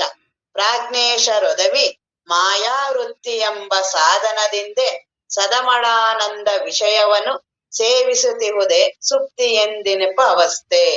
ಈ ರೀತಿ ನಿದ್ರೆಯನ್ನ ಅವ್ರು ಹೇಳ್ತಿದ್ದಾರೆ. ಒಟ್ಟು ನನ್ ಕಥೆನೇ ಇವೆಲ್ಲವೂ. ಅವುಗಳನ್ನ ಶಾಸ್ತ್ರದ ರೂಪದಲ್ಲಿ ಶಬ್ದಗಳನ್ನೆಲ್ಲ ಹೇಳ್ತಿದ್ದಾರೆ. ಎಚ್ಚರ ಆಗ್ತೀನಿ, ಎಲ್ಲಾ ಜೊತೆ ಎಲ್ಲಾರು ನನ್ಗೆ ಹೆಂಡ್ತಿ ಮಕ್ಕಳು ಜಗತ್ತೆಲ್ಲ ಬರುತ್ತೆ, ಎಲ್ಲಾ ಅನುಭವಿಸ್ತೀನಿ, ಕನಸಿಗೆ ಹೋಗ್ತೀನಿ, ನಾನೇ ಅಲ್ಲೆಲ್ಲ ಸೃಷ್ಟಿ ಮಾಡ್ಕೋತೀನಿ, ಅಲ್ಲೆಲ್ಲ ದುಃಖ ಅನುಭವಿಸ್ತೀನಿ, ನಿದ್ರೆಗೆ ಹೋಗ್ತೀನಿ, ಅಲ್ಲಿ ಸುಖನೂ ಅನುಭವಿಸ್ತೀನಿ ಕನಸಲ್ಲಿ, ಆಮೇಲೆ ಏನು ಪ್ರಜ್ಞೆ ಇಲ್ಲದೆ ನಿದ್ರೆಗೆ ಹೋಗ್ತೀನಿ. ಈ ರೀತಿ 3 ಅವಸ್ಥೆಗಳಲ್ಲಿ ಓಡಾಡ್ತಾ ಇರ್ತೀನಿ. ಈ ಸೂತ್ರನೇ ಹೇಳ್ತಿದ್ದಾರೆ ಇಂತಿ ಪಂಚಾವಸ್ಥೆ. ಒಟ್ಟು ನನ್ನ ಏನಿದೆನಲ್ಲ, ನನ್ಗೆ ಏನ್ ಅವಸ್ಥೆಗಳಿದೆಯಲ್ಲ, ಏನ್ ಅವಸ್ಥೆ ಪಡ್ತಿದ್ಯಾ ಅಂತೆಲ್ಲ ಅದನ್ನ ಈ ಅವಸ್ಥೆಗಳೇ. ಸುಮ್ನೆ ಅವಸ್ಥೆ ಪಡ್ತಾ ಇರೋದು. ಎಚ್ಚರದಲ್ಲಿ ಒಂದ್ ಅವಸ್ಥೆ ಪಡ್ತೀನಿ, ಕನಸಿಗೆ ಹೋಗೊಂದ್ ಅವಸ್ಥೆ ಪಡ್ತೀನಿ, ನಿದ್ರೆಗೆ ಹೋಗಿ ಏನು ಪ್ರಜ್ಞೆ ಇಲ್ಲದೆ ಮಲ್ಕೋತೀನಿ, ಅಜ್ಞಾನದಲ್ಲಿ ಮುಳುಗ್ತೀನಿ. ಈ ರೀತಿ ಏನ್ ಅವಸ್ಥೆಗಳೆಲ್ಲ ಇರದ್ಯಲ್ಲ, ಇವುಗಳಿಗೆ ಒಂದೊಂದು ಹೆಸರು ಕೊಡ್ತಾರೆ. ಎಚ್ಚರದವನಿಗೆ ಸಾತ್ವಿಕ, ಕನಸಿನವನಿಗೆ ರಜೋಗುಣ, ಇವನಿಗೆ ನಿದ್ರೆ ಅವನಿಗೆ ತಮೋಗುಣ. ಇವನಿಗೆ ವಿಶ್ವಜೀವ, ಅವನು ತೈಜಸ ಜೀವ, ಪ್ರಾಜ್ಞ ಜೀವ. ಅದೇ ಸಮಷ್ಟಿಯಲ್ಲಿ ವೈಶ್ವಾನರ, ಹಿರಣ್ಯ ಗರ್ಭ, ಈಶ. ಈ ರೀತಿಯಾಗಿ ಅವುಗಳನ್ನೆಲ್ಲ ಹೇಳ್ತಾರೆ. ಇನ್ನ ಮುಂದೆ ಆಜಾಗರಣದೊಳಡೆಯಾಡಿ ಬಳಲು ಮನವನಂ ಯೋಜಯಂ ನಿಲ್ಲಿಸಿ ಬೇರೊಂದೆಣಿಸದೆ ಮಹಾ ತೇಜೋಮಯದ ಮೂಲ ಮಂತ್ರದ ಸುನಾದವನೇ ಕೇಳುತ್ತಿರ್ಪದೆ ತುರಿಯವು. ಹೀಗೆ ನನಗ್ ಬಹಳ ಚೆನ್ನಾಗಿ ಎಚ್ಚರ, ನನ್ ಬಹಳ ಚೆನ್ನಾಗಿ ನಿದ್ರೆನ ಅನ್ಭವಿಸ್ದೆ, ನನಗ್ ಬಹಳ ಚೆನ್ನಾಗಿ ಎಚ್ಚರ ಆಗತ್ತೆ. ಇವೆಲ್ಲ ಏನಂತಾನಲ್ಲ, ಇವನು ತುಂಬಾ ಅಚ್ಚುಕಟ್ಟಾಗಿ ಜೀವ ಆಗಿದ್ದಾನೆ ಅಂತ ಅರ್ಥ. ನಾನು ಬಹಳ ಚೆನ್ನಾಗಿ ನಿದ್ರೆ ಚೆನ್ನಾಗಿ ಅನ್ಭವಿಸ್ದೆ, ಬಹಳ ಚೆನ್ನಾಗಿ ನನಗೆ ಕನಸು ಬಂದಿತ್ತು, ನಾನ್ ಎಚ್ಚರ ಬಹಳ ಚೆನ್ನಾಗಿದೆ ಯಾರ್ ಅಂತಿದ್ಯಲ್ಲ, ನೀನು ಮೂಡನಾಗ್ ಮಾತಾಡ್ತಿದ್ಯಾ ಅಂತ ಗೊತ್ತಿಲ್ಲ. ಯಾರು ಈ 3 ನನ್ ಬಹಳ ಚೆನ್ನಾಗಿದೆ, ನನಗೆ ಕ್ರಮಬದ್ಧವಾಗಿ ನಾನು ಇವನ್ನೆಲ್ಲ ಸಮಯಕ್ಕೆ ತಕ್ಕಂಗೆ ಎಚ್ಚರ ಆಗ್ತೀನಿ, ಸಮಯಕ್ಕೆ ತಕ್ಕಂಗೆ ಬಹಳ ಗಾಢ ನಿದ್ರೆನ ಮಾಡ್ತೀನಿ ಅಂತೀನೋ, ನೀನು ಜೀವನಾಗಿದ್ಯಾ, ತೃಪ್ತಿಯಾಗಿ ಜೀವನಾಗಿ ಎಲ್ಲ ಅನುಭವಿಸ್ತಿದ್ಯಾ ಅಂತ ಅರ್ಥ. ಈಗ ಮುಂದೆ ಏನಿದೆಯಲ್ಲ ಇವುಗಳ ಸಾಧನ. ಈ 3ನ್ನ ಹೇಳ್ತಾ ಇರೋದು ನೀನ್ ಇದ್ಯಾ ಅಂತ ಅಲ್ಲ. ಇಷ್ಟು ಈ ವರ್ಣನೆ ಸಾತ್ವಿಕ ಇರ್ಲಿ ರಜೋ ಇರ್ಲಿ ಏನಾರು ಇರ್ಲಿ, ಅವ್ಯಾವು ನೀನಲ್ಲ ಅಂತ ಹೇಳ್ಬೇಕಾಗಿದೆ. ಹಾಗಾಗಿ ಆ 3 ಅವಸ್ಥೆಗಳನ್ನ ಅನುಭವಿಸ್ತೀಯಲ್ಲ, ಇವುಗಳು ಯಾವುದೂ ನೀನಲ್ಲ. ಈ 2 ಜಾಗರಣಗಳು ಇದ್ರಲ್ಲಿ ಏನು ಆಳುತ್ತಾ, ಏನು ಬಳಲುತ್ತಾ, ಓಡಾಡೋದು, ಎಚ್ಚರದಲ್ಲಿ ಬಂದು ಓಡಾಡೋದು, ಕನ್ಸಿಗೆ ಹೋಗೋದು, ವಾಪಸ್ ಎಚ್ಚರಿಗೆ ಬರೋದು, ನಿದ್ರೆಗೆ ಹೋಗೋದು, 3ರಲ್ಲೂ ಏನ್ ತನ್ಮಯವಾಗಿ ಓಡಾಡ್ತಾ ಇರೋದು. ಯಾರ್ ಬಂದ್ ಏನ್ ಎದಳ್ಸಿದ್ರು ಅದ್ರೊಳಗಡೆನೆ ನೋಡೋದು, ಅದ್ರೊಳಗಡೆನೆ ವಿಚಾರ ಮಾಡೋದು, ಆ ಜೀವನಾಗೆ ಎಚ್ಚರದವನಾಗೆ ಮಾಡೋದು, ಕನ್ಸಾಗೆ ಮಾಡೋದು. ಅದ್ರಿಂದ ಆಚೆ ಬರಕ್ಕೆ ಪ್ರಜ್ಞೆನೆ ಬರ್ತಿಲ್ವಲ್ಲ, ಅದರಿಂದ ಆಚೆ ಬರೋದೇ ಈ ಸಾಧನ. ಹೀಗೆ ನಿಜಗುಣರು ನಮ್ಮನ್ ಮಾಡ್ತಿರೋದು ಇದನ್ನ ಎಚ್ಚರ. ಈ 3ರಿಂದ ಏನ್ ಆಗ್ತಾರಲ್ಲ ಎಚ್ಚರ, ಈ 3ಕ್ಕೂ ನಾನು ಎಚ್ಚರವಾಗಿದ್ದೀನಿ. ಈ 3 ಇಲ್ಲಿ ಆ ಜಾಗರಣದೊಳಡೆಯಾಡಿ ಬಳಲು. ಏನ್ ಮನಸ್ಸು ಬಹಳ ಆರಾಮಾಗಿದ್ಯಾ, ಬಳಲು ಮನವ. ಈ ಬಳಲ್ತಾ ಇದೆಯಲ್ಲ, ವಿಪರೀತವಾಗಿ ಬಳಲ್ತಾ ಇದೆಯಲ್ಲ, ಎಚ್ಚರದಲ್ಲೂ ಬಳಲುತ್ತೆ, ಕನ್ಸಲ್ಲೂ ಬಳತ್ತೆ, ನಿದ್ರೆಯಲ್ಲಿ ಪ್ರಜ್ಞೆ ಇಲ್ದಿರಂಗ್ ಹೋಗುತ್ತೆ. ಅದೇನ್ ನಿದ್ರೆದೇನೋ ನಮ್ಗೇನು ಅಂತ ಏನಿಲ್ಲ, ಇವೆರಡೇ ಅವಸ್ಥೆಗಳೇ. ಕೆಲವು ಸಲಿ ಪರಮಾರ್ಥ ಗೀತೆಯಲ್ಲಿ ನಿಜಗುಣರೇ ಹೇಳ್ತಾರೆ, ಈ 2 ಅವಸ್ಥೆಗಳನ್ನ ಬಳಸ್ತಾರೆ. ಮೊದಲೆರಡರೊಳ ಭ್ರಮೆಯಂಬೆಟ್ಟು ಪದೊಳದೊಳೆ ರುಚಿ ಪದಾಳ ಒಟ್ಟು. ಇವೆರಡೇ ಬಹಳ ನನಗೆ ಕಷ್ಟ ಆಗಿರೋದು. ಎಚ್ಚರದಲ್ಲಿ ಬಹಳ ಕಷ್ಟ, ನಿದ್ರೆಯಲ್ಲೂ ಕನಸಲ್ಲೂ ಬಹಳ ಕಷ್ಟ. ನಿದ್ರೆದೇನ್ ಅಷ್ಟು ಸಮಸ್ಯೆ ಇಲ್ಲ, ಯಾಕೆ ಪ್ರಜ್ಞೆನೇ ಇಲ್ಲ. ಹಾಗಾಗಿ ಅವ್ರು ಅದ್ ಹೇಳ್ತಿದ್ದಾರೆ, ಬಳಲು ಮನವ. ಈ ಬಳಲ್ತಾ ಇದೆಯಲ್ಲ ಈ ಮನಸ್ಸನ್ನ, ಅದನ್ನ ಓಜಯಂ ನಿಲ್ಲಿಸಿ, ಅದನ್ನ ಏಕಾಗ್ರತೆಯನ್ನಾಗಿ ಮಾಡಿ, ಈಗ ಕೇಳ್ಬೇಕಾದ್ರೇನೆ ಏಕಾಗ್ರತೆಯಿಂದ ನಿಲ್ಲಿಸಿ ಬೇರೊಂದನ್ನೆಣಿಸದೆ. ಇದು ಅನುಷ್ಠಾನ. ಅನುಷ್ಠಾನದ ಪರ ಅನುಷ್ಠಾನವನ್ನ ಹೇಳ್ತಿದಾರೆ. ಅದೇ ಏನೀಗ ಅಕಾರ ಉಕಾರ ಮಕಾರ ಮಾಡಿದ್ರಲ್ಲ, ಅವೆಲ್ಲವೂ ಈ ಮೂರು ಅವಸ್ಥೆಗಳು. ಎಚ್ಚರ ಅಕಾರ, ಮಧ್ಯ ಕನಸು ಉಕಾರ, ನಿದ್ರೆ ಮಕಾರ. ಈ ಅಕಾರ ಉಕಾರ ಮಕಾರದಲ್ಲಿ ಈ ಮೂರಲ್ಲೂ ಇಲ್ಲ. ಓಂಕಾರ ಸ್ವರೂಪ ಅದರ ಮೂಲ. ಆ ಓಂಕಾರ ಸ್ವರೂಪದ ಕಡೆ ಲಕ್ಷ್ಯ ಕೊಡೋದು. ಆ ಮನಸ್ಸನ್ನ ಏಕಾಗ್ರ ಮಾಡಿ ಗುರು ಕೊಟ್ಟಿರುವ ಮಂತ್ರವನ್ನಾಗ್ಲಿ ಇಲ್ಲ ಉಸಿರಾಟದನ್ನಾಗ್ಲಿ ಆ ದಳವನ್ನ ಹೇಳ್ತಾರಲ್ಲ, ಆ ದಳವನ್ನ ಅವರು ಭಾವಿಸಿ ಮನಸ್ಸನ್ನ ಏಕಾಗ್ರವಾಗಿ ಮಾಡ್ತಾರೆ. ಆ ಏಕಾಗ್ರವನ್ನ ಮಾಡಿದಾಗ ಮನಸ್ಸಿಗೆ ಈ ಹೊರಗಿನ ಎಲ್ಲಾ ಬಾಹ್ಯದ ವಿಷಯಾದಿಗಳ ವಾಸನೆಗಳು ಕಡಿಮೆ ಆಗತ್ತೆ. ಯಾವಾಗ ಯಾವುದೇ ಮನಸ್ಸಿಗೆ ಏಕಾಗ್ರತೆಯನ್ನ ಮಾಡ್ತೀವಿ, ಹೊರಗಿನದೆಲ್ಲ ಕಡಿಮೆ ಆಗತ್ತೆ. ಈಗ ನಾವು ಈ ಅಧ್ಯಯನವನ್ನೇ ಮಾಡ್ಲಿ, ಯಾವುದ ಗ್ರಂಥವನ್ನೇ ಶ್ರವಣವನ್ನೇ ಮಾಡಲಿ, ಏಕಾಗ್ರತೆಯಿಂದ ಮಾಡ್ಬೇಕು. ಆ ರೀತಿ ಏಕಾಗ್ರತೆಯನ್ನ ಅರ್ಜುನನಲ್ಲಿ ನೋಡಿದ್ವಿ. ಆ ಅರ್ಜುನ ಅದಕ್ಕೆ ಅವ್ರಿಗೆ ಮಾತ್ರ ಭಗವದ್ಗೀತೆ ಉಪದೇಶ ಆಗಿದ್ದು. ಎಲ್ಲರೂ ಇದ್ರು, ಆದ್ರೆ ಏಕಾಗ್ರತೆಯ ಮನಸ್ಸು ಬರೋದ್ ಬಹಳ ಕಷ್ಟ. ಯಾರು ಏಕಾಗ್ರತೆಯ ಮನಸ್ಸಿರ್ತಾರಲ್ಲ, ಮನಸ್ಸು ಗಡಿಬಿಡಿ ಇರಲ್ಲ, ಚಂಚಲ ಇರಲ್ಲ, ದುಃಖಿ ಇರಲ್ಲ. ಯಾರು ವಿಪರೀತವಾಗಿ ಮಾತಾಡೋದು, ವಿಪರೀತವಾಗಿ ಇಂದ್ರಿಯಗಳನ್ನ ಬಳಸ್ತಾರೆ, ಬಹಳ ದುಃಖಿ ಆಗ್ತೀವಿ. ಅದು ಮನಸ್ಸು ಎಷ್ಟು ಬಳಲುತ್ತೋ, ಎಷ್ಟು ಓಡಾಡಿಸ್ತೀವೋ, ಎಷ್ಟು ಚಂಚಲ ಆಗುತ್ತೋ ಅಷ್ಟು ದುಃಖಿ ಇರ್ತೀವಿ. ಎಷ್ಟು ಮನಸ್ಸನ್ನ ಸಮಾಧಾನವಾಗಿ ಇಟ್ಕೋತೀವೋ, ಎಷ್ಟು ಅದಕ್ಕೆ ತುಂಬಾ ವಿಪರೀತ ಮಾತಾಡೋದು, ನೋಡೋದು, ಕೇಳೋದು ಎಷ್ಟು ಕಡಿಮೆ ಮಾಡ್ತೀವೋ ಆರಾಮ್ ಇರ್ತೀವಿ, ಆರೋಗ್ಯ ಇರ್ತೀವಿ. ದೇಹನೂ ಆರೋಗ್ಯ, ಮನಸ್ಸು ಆರೋಗ್ಯ. ಹಾಗಾಗಿ ಅಂತ ಮನಸ್ಸನ್ನ ಅವರು ಆ ಉಪಾಸನ ಮಾಡೋರು ಅದನ್ನ ನಿಲ್ಲಿಸ್ತಾರೆ. ಹೊರಗಿನ ಎಲ್ಲಾ ಇಂದ್ರಿಯಗಳನ್ನ ಕಡಿಮೆ ಮಾಡ್ತಾರೆ. ಕಣ್ಣನ್ನ ನೋಡೋದು, ಮನಸ್ಸಿಂದ ಹೊರಗಡೆ ಏನೆಲ್ಲಾ ಇಂದ್ರಿಯಗಳು ಬಹಿರಿಂದ್ರಿಯಗಳಿದೆಯಲ್ಲ ಅದನ್ನ ಕಡಿಮೆ ಮಾಡಿ ಅಂತರ್ಮುಖ ಮಾಡಿ ಅಲ್ಲಿ ಭಾವಿಸಿ, ಅಲ್ಲಿ ಗುರುಗಳು ಏನ್ ಹೇಳಿರ್ತಾರಲ್ಲ ಆ ರೀತಿಯಾಗಿ ಆ ಅಕಾರ ಉಕಾರ ಮಕಾರವನ್ನೆಲ್ಲ ಅದನ್ನ ಭಾವಿಸಿ, ಅದನ್ನ ಮೀರಿ ಓಂಕಾರ ಇದೆಯಲ್ಲ ಆ ರೀತಿ ಅದನ್ನ ಅನುಸಂಧಾನವನ್ನ ಮಾಡ್ತಾರೆ. ಆ ರೀತಿ ಓಂಕಾರದ ಅನುಸಂಧಾನವನ್ನ ಮಾಡಿದಾಗ ಮನಸ್ಸು ಏಕಾಗ್ರ ಆಗತ್ತೆ. ಈ ಹೊರಗಿನ ಎಲ್ಲಾ ವಿಷಯಗಳನ್ನು ಬಿಡುತ್ತೆ. ಅದನ್ನ ಹೇಳ್ತೆ ಓಜಯಂ ನಿಲ್ಲಿಸಿ ಬೇರೊಂದನ್ನೆಣಿಸದೆ. ಹೊರಗಡೆ ಯಾವುದೂ ಪ್ರಜ್ಞೆ ಇರೋದಿಲ್ಲ. ಅಂತರಂಗದಲ್ಲಿ ಸಾಧನೆ ಮಾಡೋರಿಗೆ ಹೊರಗಿನ ಪ್ರಜ್ಞೆ ಕಡಿಮೆ ಆಗ್ಬೇಕು. ಯಾರೇ ಸಾಧನೆ ಇರ್ಲಿ, ಜ್ಞಾನ ಸಾಧನನೇ ಆಗ್ಲಿ, ಶ್ರವಣವನ್ನ ಕೇಳ್ಬೇಕಾದ್ರೆ ಶ್ರವಣವೊಂದನ್ನ ಬಿಟ್ಟು ಬೇರೆ ಆ ಕಡೆ ಶಬ್ದ, ಅವ್ರ್ಯಾರೋ ಬಂದ್ರು, ಇವ್ರ್ಯಾರೋ ಬಂದ್ರು, ಅವ್ರನ್ನ ನೋಡ್ಕೊಂಡು ಶ್ರವಣವನ್ನ ಮಾಡಿದ್ರೆ ಹೇಗ್ ಆಲಿಸ್ದಂಗಾಗತ್ತೆ? ಯಾವ ಸಾಧನೆಗಾದ್ರೂ ಏಕಾಗ್ರತೆ ಬೇಕೇ ಬೇಕು. ಹಾಗಾಗಿ ಈ ಉಪಾಸನದಲ್ಲಿ ಬೇರೊಂದನ್ನೆಣಿಸದೆ, ಅಲ್ಲಿ ಅವ್ರು ಇನ್ನೇನೂ ಭಾವಿಸ್ದೆ ಆ ಗುರುಗಳು ಯಾವ ರೀತಿ ಹೇಳಿರ್ತಾರೋ ಆ ರೀತಿ ಅದನ್ನೇ ಮಾಡ್ತಾ ಮಹಾ ತೇಜೋಮಯವಾದ ಮೂಲ ಮಂತ್ರದ ಸುನಾದವನೇ ಕೇಳುತ್ತಿರ್ಪುದೇ ತುರಿಯವು. ಆಗ ಅವರಿಗೆ ಒಂದು ಓಂಕಾರದ ಶಬ್ದ ತಾನೇ ಬರುತ್ತೆ. ಆ ಪ್ರಕೃತಿಯಲ್ಲೇ ಇದೆ ಆ ಓಂಕಾರದ ಶಬ್ದ. ಯಾವಾಗ ಮನಸ್ಸು ಈ ಲೌಕಿಕ ವಿಷಯಗಳ ಬಗ್ಗೆ ಚಿಂತೆ ಮಾಡೋದು ಕಡಿಮೆ ಮಾಡುತ್ತೋ ಆಗ ಪ್ರಕೃತಿಯಲ್ಲಿ ಒಂದಾಗುತ್ತೆ. ಮನಸ್ಸನ್ನ ನಮ್ಗೆ ಬಹಳ ಇಲ್ಲಿ ಬಳಸಿ ಈಗ್ಲೂ ಇರುತ್ತೆ ಅದು ಓಂಕಾರನಾದ, ಅನಾಹತನಾದ, ಓಂಕಾರನಾದ ಪ್ರಕೃತಿಯಲ್ಲಿ ಯಾವಾಗ್ಲೂ ಇದೆ. ಯಾವಾಗ್ಲೂ ಅದ್ರದ್ದು ಒಂದು ನಾದ ಇದ್ದೇ ಇರತ್ತೆ. ನಮಗೆ ಕೇಳಕ್ ಪುರ್ಸತ್ತೆ ಇಲ್ಲ, ನಮಗ್ ಅದ್ರ ಬಗ್ಗೆ ಲಕ್ಷ್ಯನೇ ಇಲ್ವಲ್ಲ. ನಮಗೆ ನಮ್ಮ ಮನೆ ಹೆಂಡತಿ ಬೆಳಗ್ಗೆ ಎದ್ದೇಳ್ತಿದ್ದಾಗೇನೆ ಏನ್ ವಿಷಯ ವಾಸನೆಗಳು ಪ್ರಾರಂಭ ಆಗಿ ಹೆಂಡತಿ, ಮಕ್ಕಳು, ಮನೆ, ದುಡ್ಡು, ಕಾಸು ಇದನ್ ಬಿಟ್ಟು ಹೊರಗಡೆ ವಿಚಾರ ಮಾಡಕ್ಕೆ ಬರಲ್ವಲ್ಲ. ಹಾಗಾಗಿ ಆ ನಾದ ಇದೆ ಅನ್ನೋದೇ ಗೊತ್ತಾಗಲ್ಲ.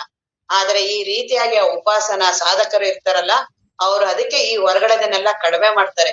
ಪ್ರಕೃತಿಯಲ್ಲಿ ಏಕಾಂತದಲ್ಲಿ ಬೆಳಗಿನ ಹೊತ್ತಿನಲ್ಲಿ ಬೆಳಗ್ಗೆ ಪ್ರಕೃತಿಯಲ್ಲೇ ಇರುತ್ತೆ ಅಂತ ಹೇಳ್ತಿದ್ರು.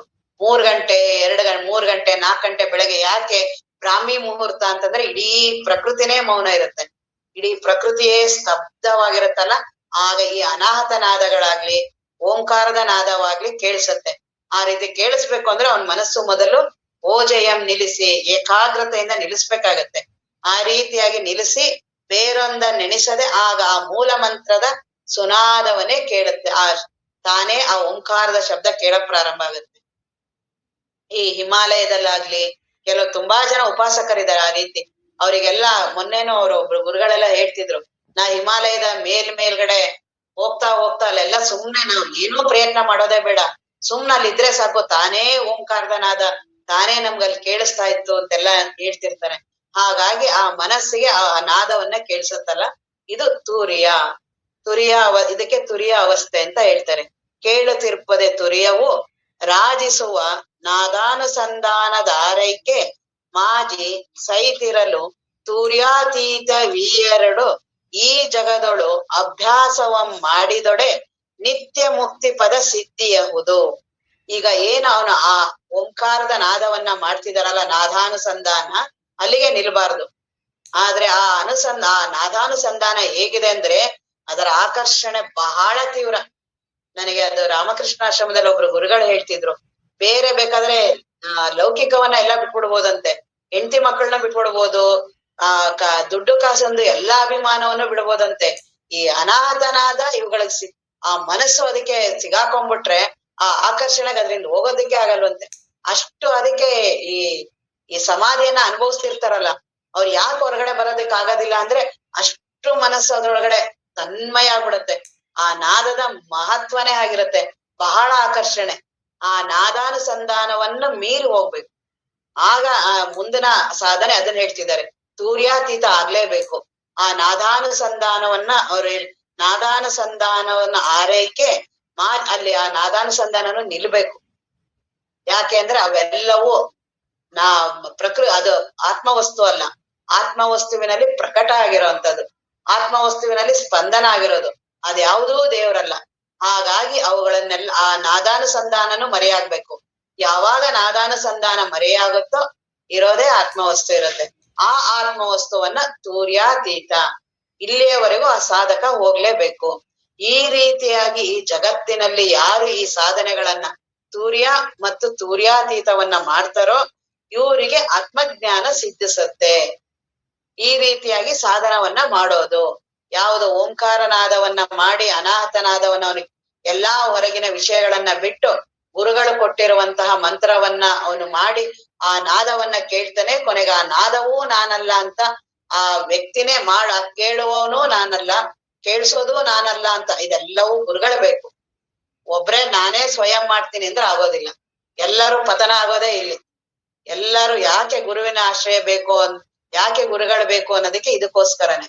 ಆ ಮನಸ್ಸಿನ ಆಕರ್ಷಣೆಗಳಾಗ್ಲಿ, ಆ ಇದು ಮಾಯೆ ಇದೆಯಲ್ಲ ಅದು ಬಹಳ ಆಕರ್ಷಣೆ ಆಗಿರುತ್ತೆ. ಬಹಳ ದೇವ್ರು ಅನ್ನಂಗೆ ಪೂರ್ತಿ ತನ್ಮಯವಾಗಿ ಮಾಡಿರತ್ತೆ. ಹಾಗಾಗಿ ಗುರುಗಳು ಬಂದು ಎಚ್ಚರಿಕೆ ಮಾಡ್ತಾರ ಅವುಗಳನ್ನ. ಹಾಗಾಗಿ ಆ ಗುರುಗಳು ಬೇಕೇ ಬೇಕು. ಆ ಗುರುಗಳು ಈ ತೂರ್ಯವನ್ನು ಮೀರಿ ತೂರ್ಯಾತೀತ, ಆ ಶಬ್ದವನ್ನು ಆಲಿಸೋನು ಇರ್ಬಾರ್ದು. ಆಲಿಸ್ಬೇಕು ಅಂದಾಗ ನಾನು ಇರ್ಬೇಕಲ್ಲ, ಆ ನಾನನ್ನೋನೇ ಹೋಗ್ಬೇಕು. ಈ ನಾನನ್ನೋನೇ ಎಲ್ಲಾ ಸಮಸ್ಯೆ ಕಾರಣ. ಅವನು ಎಂತ ಶ್ರೇಷ್ಠವಾದ ನಾದವನ್ನೇ ಕೇಳಲಿ, ಆದ್ರೆ ಅಲ್ಲ, ಅದು ಬ್ರಹ್ಮ ವಸ್ತು ಅಲ್ಲ. ಅದು ಬ್ರಹ್ಮದ ಮೊದಲನೇ ಸ್ಪಂದನ ಅಂತಾರೆ, ಆದರೆ ಬ್ರಹ್ಮ ಅಲ್ಲ ಅಂದ್ಮೇಲೆ ಅದು ಅಲ್ವೇ ಅಲ್ಲ. ಅದೆಷ್ಟೇ ಶ್ರೇಷ್ಠ ಇರ್ಲಿ ಅಲ್ಲ. ಹಾಗಾಗಿ ಆ ನಾದಾನುಸಂಧಾನವು ಹೋಗಿ ತೂರ್ಯಾತೀತ, ಆ ಅಖಂಡವಾದ ಚೈತನ್ಯ ವಸ್ತು ನಾನು ಅಂತ ಈ ರೀತಿಯಾಗಿ ಒಂದೇ ಸಲಿ ಬರೋದಿಲ್ಲ. ಇದು ಕೇಳೋದಕ್ ಮಾಡೋದಕ್ ಬಹಳ ಚೆನ್ನಾಗಿದೆ. ಮೊದಲನೇದೇ ಅಂತರಂಗ ಹೋಗೋದೇ ಪ್ರಾರಂಭನೇ ಬಹಳ ಕಷ್ಟ ಇದೆ. ಹೊರಗಿನ ಎಲ್ಲಾ ಅವ್ರು ಹೇಳ್ತಾರಲ್ಲ, ಬೇರೊಂದನ್ನ ನೆನೆಸದೆ ಹೊರಗಡೆ ಎಲ್ಲಾ ವಿಷಯಗಳನ್ನ ಬಿಟ್ಟು ಮನಸ್ಸು ಏಕಾಗ್ರ ಮಾಡೋದೇ ಬಹಳ ಕಷ್ಟ. ಅಂತ ಏಕಾಗ್ರವನ್ನ ಮಾಡಿದಂತಹ ಮನಸ್ಸಿಗೆ ಆ ಓಂಕಾರ ನಾದ ಕೇಳ್ಸತ್ತೆ. ಆ ಓಂಕಾರ ನಾದವನ್ನ ಕೇಳ್ಸಿರೋರ್ ಬಾಹ್ಯ ಪ್ರಜ್ಞೆ ಏನೂ ಇರಲ್ಲ. ಹಾಗಾಗಿ ಸಮಾಧಿ ಅನುಭವಿಸೋರೆಲ್ಲ ಏನ್ ಅದ್ರಿಂದ ಆಚೆ ಬರ್ಬೇಕಾದ್ರೆ ಬಹಳ ಕಷ್ಟ ಪಡ್ತಿರ್ತಾರೆ. ಅದನ್ನ ರಾಮಕೃಷ್ಣ ಪರಮಹಂಸರ ಸಾಹಿತ್ಯದಲ್ಲಿ ಓದ್ತೀವಿ. ಅವ್ರಿಗೆ ಯಾವ್ದಾದ್ರು ಒಂದ್ ದೇವರ ಹೆಸರು ಅದೆಲ್ಲ ಹೇಳಿದ್ರೆ ಬಹಳ ಬೇಗ ತನ್ಮಯವಾಗಿ ಮನಸ್ಸು ಅಂತರ್ಮುಖ ಹೊರಟೋಗ್ತಿತ್ತು. ಆ ಸಮಾಧಿಯಲ್ಲಿ ಅವ್ರಿಗೆ ಏನ್ ಮಾಡಿದ್ರು ಕೆಳಗಡೆ ಇಳಿಯಕ್ ಆಗ್ತಿರಲ್ಲ. ಅವ್ರ ಅದಕ್ಕೆ ಏನಾದ್ರು ಒಂದು ಲೋಕದ ವಿಷಯಗಳನ್ನ ಹೇಳಿ, ಏನಾದ್ರು ಒಂದು ನನಗೆ ಸಿಹಿ ತಿಂಡಿ ಏನಾದ್ರು ಒಂದ್ ಕೊಡಿ, ಅದನ್ನ ಕೊಟ್ರೆ ಮನಸ್ಸು ಕೆಳಗಿಳಿತಿರತ್ತೆ. ಇಲ್ಲಾಂದ್ರೆ ಮನಸ್ಸು ಏನ್ ಮಾಡಿದ್ರು ಕೆಳಗಿಳಿಯಲ್ಲ. ಆ ರೀತಿಯಾದ ಆಕರ್ಷಣೆಗೆ ಒಳಗಾಗಿರುತ್ತಲ್ಲ, ಆ ನಾದಾನುಸಂಧಾನವನ್ನು ಮೀರ್ಬೇಕು. ಆ ನಾದಾನುಸಂಧಾನವನ್ನು ಮೀರಿದ್ರೆ ಆಗಿರೋದೇ ಆ ಬ್ರಹ್ಮ ವಸ್ತು. ಇಂಥದನ್ನ ಅಭ್ಯಾಸ ಯಾರು ಮಾಡ್ತಾರೋ ಅವ್ರು ನಿಜವಾದ ಸಾಧಕರು. ಇಂಥವ್ರು ಆತ್ಮಜ್ಞಾನಿಗಳಾಗ್ತಾರೆ. ಅದನ್ನ ಅವ್ರಿಲ್ಲಿ ಹೇಳ್ತಿದ್ದಾರೆ. ಆ ಜಾಗರಣದೊಳಡೆಯಾಡಿ ಈ ಎರಡೂ ಎಚ್ಚರ ಕನಸುಗಳಲ್ಲಿ ಬಹಳ ಬಳಲುತ್ತಲ್ಲ, ಬಳಲು ಮನವ ಬಳಲುವಂತಹ ಈ ಮನಸ್ಸನ್ನ ಓಜಯಂ ನಿಲ್ಲಿಸಿ, ಏಕಾಗ್ರವಾಗಿ ನಿಲ್ಲಿಸಿ, ಬೇರೊಂದನ್ನೆಣಿಸದೆ, ಏನೋ ಬೇರೆ ಆಲೋಚನೆಗಳನ್ನು ಮಾಡದೆ, ಮಹಾ ತೇಜೋಮಯವಾದ ಬಹಳ ಪ್ರಕಾಶಮಾನವಾದ ಮೂಲ ಮಂತ್ರದ ಏನ್ ಗುರುಗಳು ಕೊಟ್ಟಿರ್ತಾರಲ್ಲ ಇವುಗಳಿಗೆಲ್ಲ ಕಾರಣವಾಗಿರುವಂತ ಆ ಓಂಕಾರ ಮೂಲ ಮಂತ್ರದ ಸುನಾದವನೇ ಬಹಳ ಇಂಪಾಗಿರತ್ತಂಥದ್ದು. ಸುನಾದವನೇ ಕೇಳುತ್ತಿರ್ಪದೆ ಕೇಳಿಸುತ್ತಲ್ಲ, ತಾನೇ ಕೇಳಿಸೋದು. ನಾನು ಮೊದಲು ಪ್ರಾರಂಭದಲ್ಲಿ ಓಂ ಓಂ ಅಂತ ಮಾಡೋದು ಬೇರೆ. ನಾನು ಹೇಳ್ದೆ ತಾನೇ ಕೇಳ್ಸಕ್ ಪ್ರಾರಂಭ ಆಗತ್ತಲ್ಲ, ಅದು ತೂರ್ಯ. ಅದು ತಾನೇ ಕೇಳ್ಸಕ್ ಪ್ರಾರಂಭ ಆಗುತ್ತೆ ಒಳಗ ಅಂತರ್ಮುಖ ಆಗ್ತಾ ಆಗ್ತಾ. ಸುನಾದವನೇ ಕೇಳುತ್ತಿರ್ಪದೆ ಇದು ತೂರ್ಯ.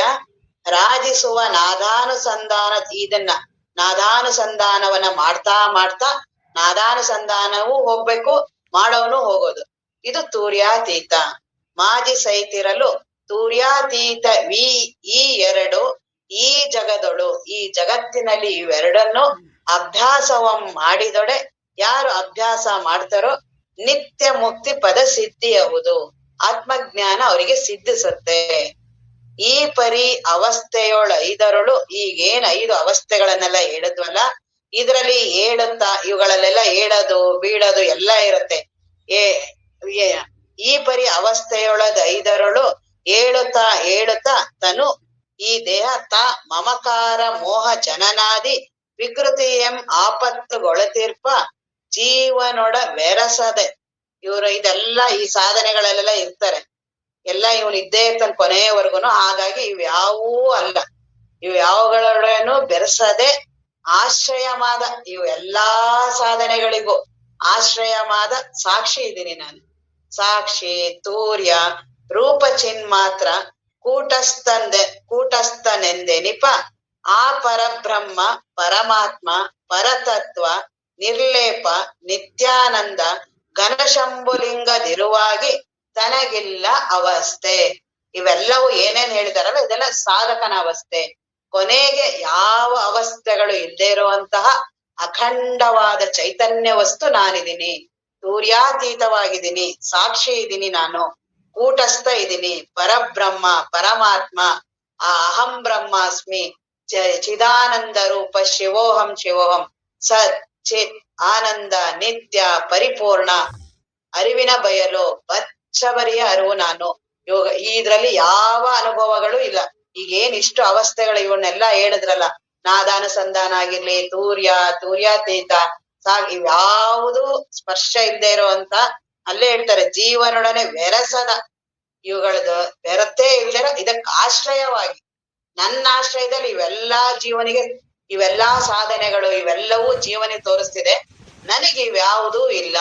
ಹಾಗಾಗಿ ಸಾಕ್ಷಿ ತೂರ್ಯ ಜೀವನೊಡನೆ ಬೆರಸದ ಆಶ್ರಯವಾದ ಸಾಕ್ಷಿ ಇದ್ದೀನಿ ನಾನು, ತೂರ್ಯ ವಸ್ತು ಇದ್ದೀನಿ ನಾನು, ರೂಪ ಚಿನ್ಮಾತ್ರ ಕೂಟಸ್ಥನಿದ್ದೀನಿ ನಾನು, ಪರಬ್ರಹ್ಮ ಪರಮಾತ್ಮ ಪರತತ್ವ ನಿರ್ಲೇಪ ಯಾವುದರ ಲೇಪವೂ ಇಲ್ದೇ ಇರುವಂತ ನಿತ್ಯವಾಗಿರುವ ಆನಂದ ನಾನು ಘನಶಂಭುಲಿಂಗವಾಗಿದ್ದೀನಿ, ನನ್ನೊಳಗೆ ಯಾವ ಅವಸ್ಥೆಗಳೂ ಇಲ್ಲ. ಇತಿ ಪಂಚಾವಸ್ಥಾಹ. ಈ ಸೂತ್ರ ಇವತ್ತಾಯ್ತು, ಇನ್ ಪುನಃ ನಾಳೆ. ಓಂ ಪೂರ್ಣಮಿದಂ ಪೂರ್ಣಾತ್ ಪೂರ್ಣಮುದಚ್ಯತೆ ಪೂರ್ಣಸ್ಯ ಪೂರ್ಣಮಾದಾಯ ಪೂರ್ಣಮೇವಾವಶಿಷ್ಯತೆ. ಓಂ ಶಾಂತಿ ಶಾಂತಿ ಶಾಂತಿ.